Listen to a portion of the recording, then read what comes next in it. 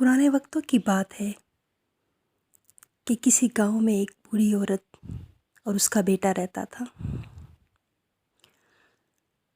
بوڑھی عورت بہت محنت مزدوری کرتی اور اپنے بیٹے کا پیٹ پالتی۔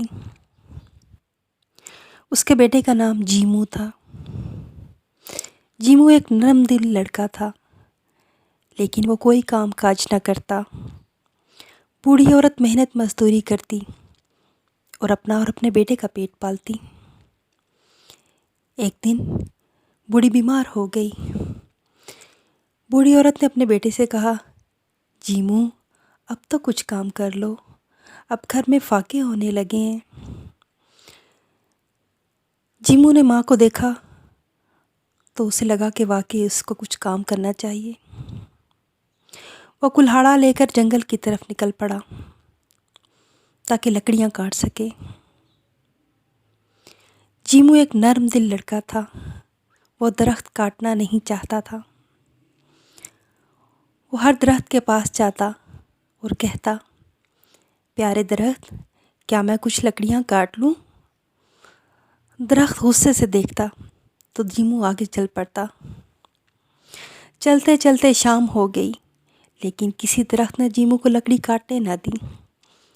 تھک ہار کر وہ ایک بڑے برگد کے درخت کے نیچے جا بیٹھا۔ وہ بہت دکھی تھا کہ میں کیا کروں۔ پھر وہ رونے لگا، اگر میں لکڑیاں نہ لے کر گیا تو میری ماں اور میں کیا کھائیں گے؟ اس نے درخت سے درخواست کی، پیارے درخت، کیا میں آپ کی کچھ لکڑیاں کاٹ لوں؟ درخت سے آواز آئی، ہاں پیارے لڑکے، تم میری کچھ لکڑیاں کاٹ سکتے ہو، لیکن اس کی ایک شرط ہے۔ جیمو نے کہا، کیوں نہیں پیارے درخت، میں آپ کی ہر بات مانوں گا۔ ایسا کرو، جب تم اس کی لکڑیاں کاٹو تو ان کا پلنگ بناؤ، اور پلنگ بنانے کے بعد اس کو بادشاہ کے دربار میں پیش کرنا۔ بادشاہ اگر اس کی قیمت دے تو اس کو کہنا کہ پہلے اس پہ 2 راتیں آرام کر کے دیکھے، اگر اسے ٹھیک لگے تو پھر اس کی قیمت ادا کرے۔ جیمو بہت خوش ہوا، اس نے خوشی خوشی لکڑیاں کاٹیں اور گھر کی طرف چل پڑا۔ جب وہ گھر پہنچا تو اس نے جا کے اس کا پلنگ تیار کیا اور پلنگ لے کر بادشاہ کے محل پہنچا۔ درباری بہت حیران ہوئے، کیسا عجیب آدمی ہے، ایک پلنگ لے کر بادشاہ کے پاس آ رہا ہے۔ جیمو نے درخواست کی کہ اسے بادشاہ سے ملنے دیا جائے۔ بادشاہ ایک نرم دل انسان تھا، اس نے اس دیہاتی کی بات سن کر اس کو آنے دیا۔ بلا لو، دیکھیں کیا لے کر آیا ہے۔ درباری جیمو کو بادشاہ کے پاس لے گئے۔ جیمو نے پلنگ بادشاہ کے سامنے پیش کیا اور کہا، اے رحم دل بادشاہ، یہ پلنگ میں آپ کے لیے لایا ہوں، کیا آپ اسے خریدنا پسند کریں گے؟ بادشاہ نے معصوم جیمو کی طرف دیکھا اور کہا، کیوں نہیں، بولو اس کی کیا قیمت ہے؟ جیمو نے کہا، بادشاہ سلامت، میری ایک گزارش ہے، پہلے آپ اس پہ 2 رات آرام کر کے دیکھیں، اس کے بعد میں اس کو فروخت کروں گا۔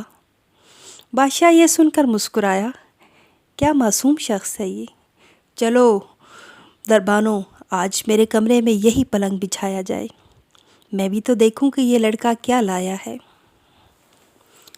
رات ہوئی، بادشاہ سونے کے لیے اپنے کمرے میں گیا۔ آدھی رات کے وقت اس کو کچھ کھٹپٹ کا احساس ہوا۔ بادشاہ نے دیکھا کہ اس کے کمرے میں کوئی باتیں کر رہا ہے۔ اچانک اسے ایک آواز آئی، پلنگ کا ایک پایا بولا، آج بادشاہ کی جان خطرے میں ہے۔ دوسرے نے کہا، وہ کیسے؟ تیسرا بولا، ارے بادشاہ کے جوتے میں کالا سانپ ہے۔ چوتھے نے کہا، بادشاہ کو چاہیے کہ صبح اٹھ کر اپنے جوتے اچھی طرح جھاڑے۔ بادشاہ نے صبح اٹھ کر واقعی ایسے کیا۔ اس نے اپنے جوتے جھاڑے تو دیکھا کالا سانپ بیٹھا ہوا تھا۔ دوسری رات جب بادشاہ پھر سویا تو آدھی رات کو پھر اس کی آنکھ کھلی۔ اس نے دیکھا پایوں نے پھر باتیں شروع کر دی۔ ایک پایا بولا، تم سب مل کر پلنگ تھامو، میں کچھ خبریں لاتا ہوں۔ تینوں پایوں نے پلنگ تھامے رکھا۔ جب چوتھا پایا واپس آیا تو اس نے خبر سنائی، بادشاہ کا وزیر اس کو ختم کرنے کی سازش کر رہا ہے۔ دوسرا پایا گیا، وہ خبر لایا کہ بادشاہ کی کنیز وزیر کے ساتھ مل کر اس کو زہر دینا چاہتی ہے۔ تیسرے نے تجویز دی، بادشاہ کو چاہیے کہ اپنے وزیر کو سزا دے۔ چوتھے نے بتایا کہ بادشاہ کو جو دودھ دیا جائے گا اس میں زہر ہوگا۔ بادشاہ یہ ساری باتیں سن رہا تھا۔ صبح اٹھ کر جب اسے دودھ دیا گیا تو اس نے دیکھا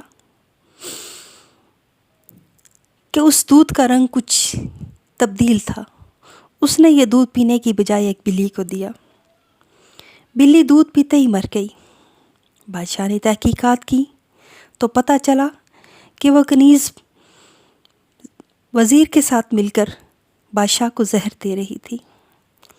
بادشاہ نے وزیر کو برخاست کر کے جیل میں ڈال دیا، کنیز کو محل سے نکال دیا اور جیمو کو بہت سا انعام دیا۔